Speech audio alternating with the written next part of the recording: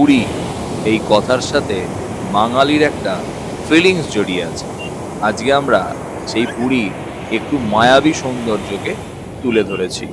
আজকে রাতের এই ঢেউ যেন বীচকে ছাপিয়ে যাচ্ছে।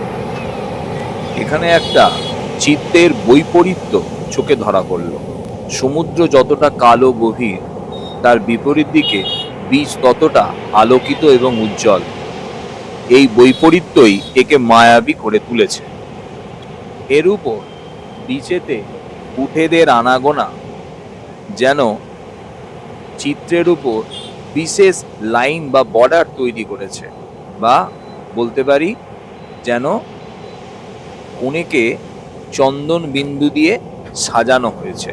এর মাঝে মাঝে চিলের আওয়াজও সময়ে সময়ে কানে ধরা পড়ছে। এর উপর বজ্রপাতের আওয়াজ এর ভয়ঙ্কর সৌন্দর্যতাকে যেন আরো চরমে নিয়ে গেল। এই নিস্তব্ধতার মধ্যে সমুদ্রের গর্জন যেন একটি বিশেষ মাত্রা দিয়েছে এই নিস্তব্ধতা ভঙ্গ করায়। এই বিচে আমরা কজন, কয়েকটি উট এবং এই বিশাল সমুদ্র গর্জন যেন আমাদের ভয়ের কারণের থেকেও প্রফুল্লতার উৎস তৈরি করলো।